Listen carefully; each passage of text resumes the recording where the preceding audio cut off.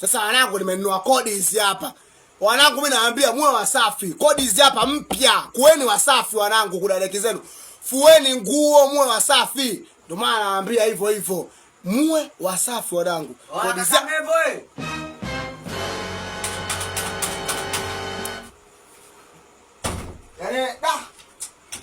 Yaani kila siku yani nguo zako hizi hapa nyingi tu chafu na kazi ya kuweka chini ya kapeti pale.